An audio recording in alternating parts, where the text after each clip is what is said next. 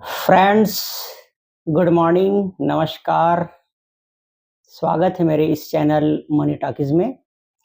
और हम आज बात करते हैं रिटायरमेंट के बाद पेंशन की समस्या।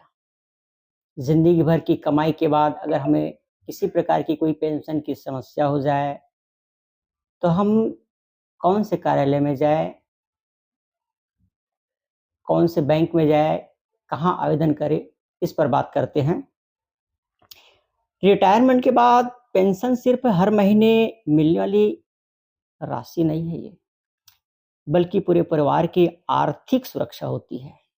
लेकिन पेंशन रुक जाए, जीवन प्रमाण पत्र जमा ना हो पाए, फैमिली पेंशन शुरू ना हो, बैंक बार बार दौड़ाए या राष्ट्रीय पेंशन प्रणाली एनपीएस और एकीकृत पेंशन योजना यूपीएस लेकर भ्रम हो जाए तो अधिकांश पेंशनर्स समझ नहीं पाते कि किस कार्यालय या सरकारी व्यवस्था में जाए।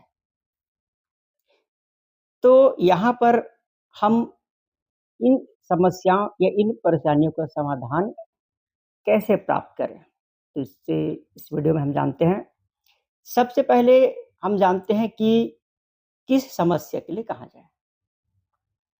दोस्तों, गलत कार्यालय पहुंचना पेंशन धारकों की सबसे आम गलती होती है।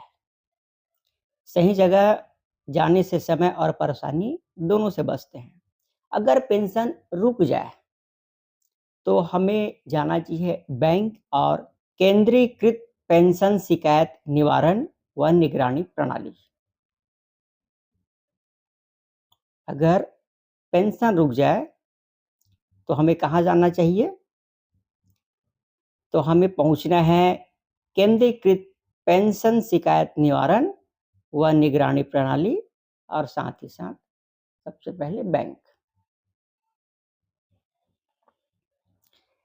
और जीवन प्रमाण पत्र, तो इसके लिए हमें सीएससी या बैंक या डाकघर।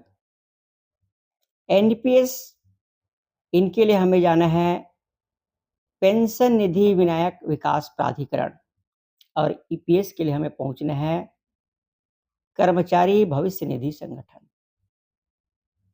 ईपीएस 95, इनके लिए कर्मचारी भविष्य निधि संगठन। रक्षा पेंशन होता है तो रक्षा पेंशन के लिए स्पर्श से संपर्क करें। बैंक की शिकायत, पहले बैंक फिर आरबीआई की एकीकृत लोकपाल व्यवस्था में जा सकते हैं।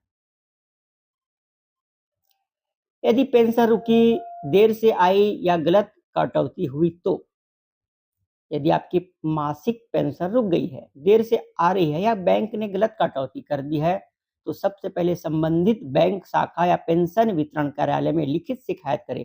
अधिकांश मामलों का समाधान यही हो जाता है। और अगर समाधान नहीं मिले तो क्या करें? तो समाधान नहीं मिलने पर केंद्रीकृत पेंशन शिकायत निवारण व निगरानी प्रणाली में ऑनलाइन शिकायत करें। यहाँ पर अपना पीपीओ नंबर, बैंक विवरण और जरूरी दस्तावेज अपलोड करें। जीवन प्रमाण पत्र जमा करने के लिए कहाँ जाए?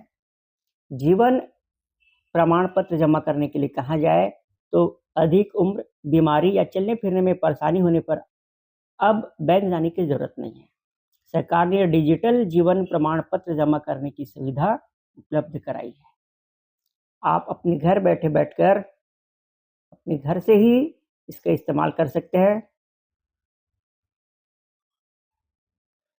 क्या करें? मोबाइल पर जीवन प्रमाण ऐप और फेस बैंक विवरण और जरूरी दस्तावेज अपलोड कर दें। फैमिली पेंशन शुरू नहीं हो रही है या बैंक बदलना है?